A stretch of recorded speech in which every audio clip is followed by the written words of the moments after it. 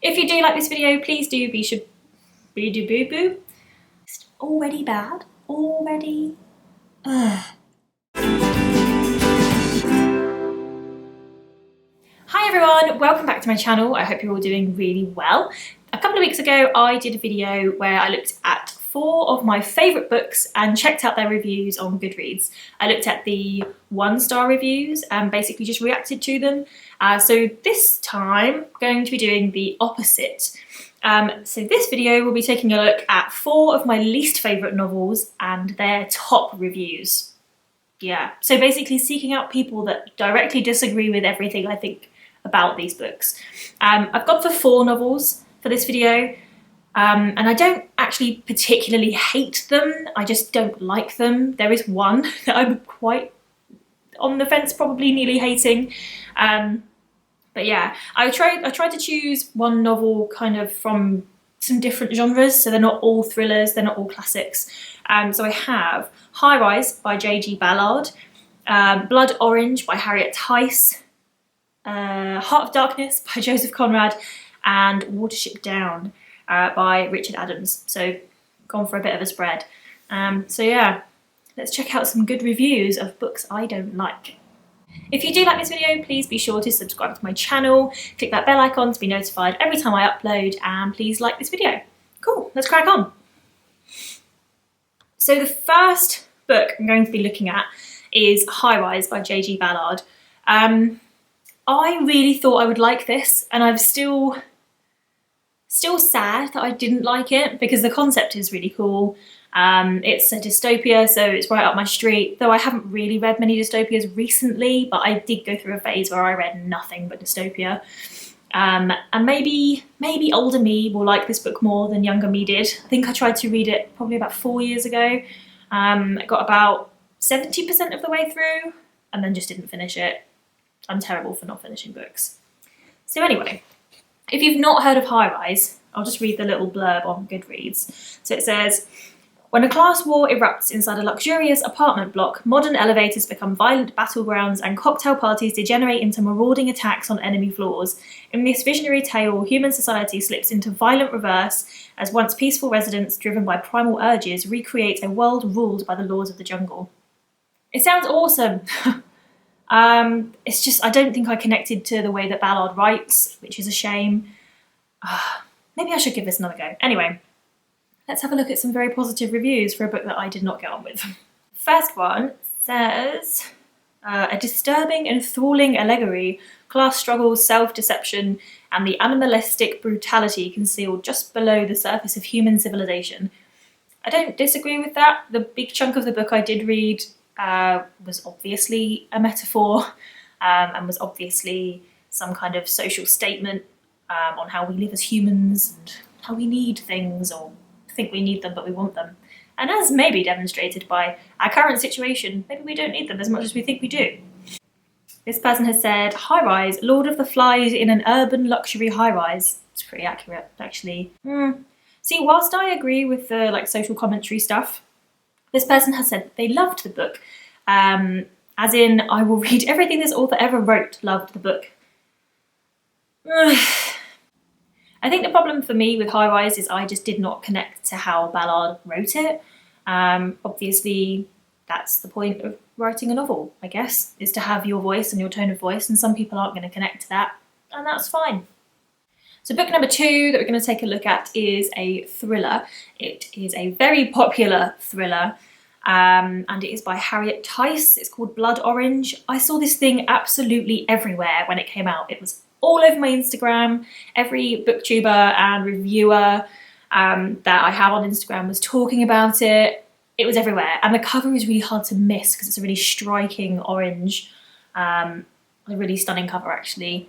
And it was just one of those, I saw it everywhere, I just felt like I had to read it, and I did, and I didn't like it, and I'm definitely in the minority for not liking it. But yeah, no, didn't do it for me. And actually, I probably should have guessed, because at the top of the book it says it's for fans of another book called Apple Tree Yard, and I didn't like that either. I'm not going to read the whole blurb because it's quite long, and also it chops between two characters and I don't want to do voices, but I'll read a bit of it. So Alison is the main character. It says, Alison has it all: a doting husband, adorable daughter, and a career on the rise. She's just been given her first murder case to defend, but all is never as it seems. Alison drinks too much, she's neglecting her family, and she's having an affair with a colleague whose taste for pushing boundaries may be more than she can handle. One of my biggest issues with this book is that if there's one thing I don't like in thrillers, it's the lead male character who has a loving family, probably has a daughter, it's always a daughter, go for a son, weird, and a wife, and he kind of throws it away for this sort of slightly ropey affair, a bit dodgy, a bit seedy, drinks too much. I really detest that trope. So when you switch it and just have it as a woman, it doesn't mean anything different to me. I still hate it. I still don't like that trope, and that is exactly what this book is built on. So let's find some positive reviews. Oh look, maybe I follow this person on Instagram. Blood Orange is a book I discovered via Instagram, and I'm so glad I moved it to the top of my TBR stack. The main character, Alison, is such a hot mess, even though she may appear to have it all. Watching her go down a self-destructive path was not easy to read, but at the same time I couldn't look away. This is a complex, dark and edgy thriller about poisonous relationships and destructive behaviour.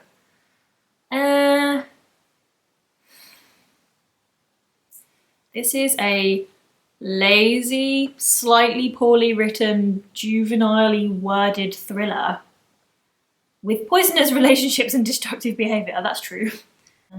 Alison is as flawed a character as you can probably get. Successful lawyer with a husband and daughter at home, yet in an illicit affair with a man she can't stop thinking about. Why is that a good thing? Obviously I'm wrong on this one because so many people like it, and I don't. I don't think I dislike it as much as A Couple Next Door, but I don't like it. I might get some stick for this one. I'm not really that sure. It depends how many hardcore literary fans are out there. But my number 3 is Heart of Darkness by Joseph Conrad. As most British kids, I was made to read this at school. Oh, I think it wasn't my teacher that said it, but my other half always says his English teacher said that it was both the shortest and the longest book he'd ever read. And honestly, there is no way you can explain it any better than that. I've actually got a friend on Goodreads who started reading it in June 2019 and still hasn't finished. And it's only 188 pages long, so just saying. And the popular answer questions at the top. How many pages is this book? Not many, and yet far too many. All right, let's have a look at some positive reviews of this rather dense but small book. So this person has said, first of all, let's get this straight. Heart of Darkness is one of those classics that you have to have read if you want to consider yourself a well-educated adult.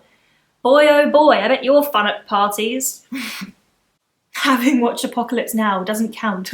Yes, it does. That's a great film.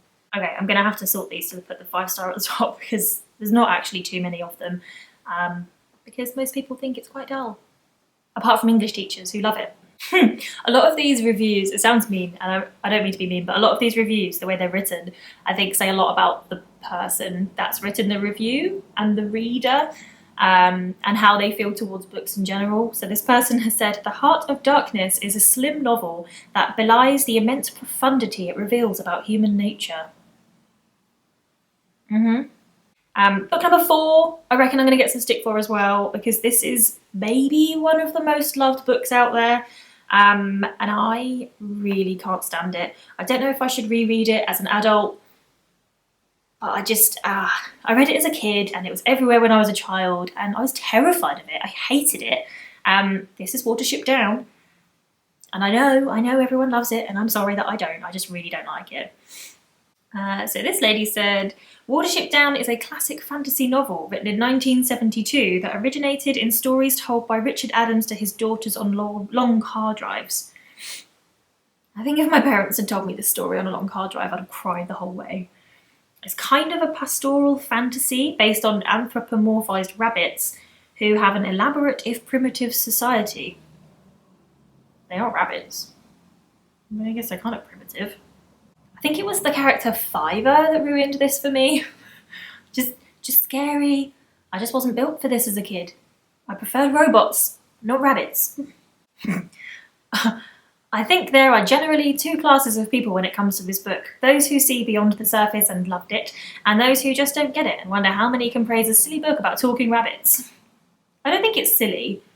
I get the metaphor, I get the message. I just hated it as a child. It terrified me. It just was not entertaining.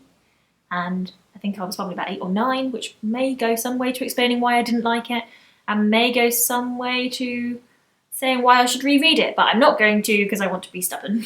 So that's it for this week's video. I really hope you enjoyed it. If you did enjoy it, please do like the video and be sure to subscribe to my channel.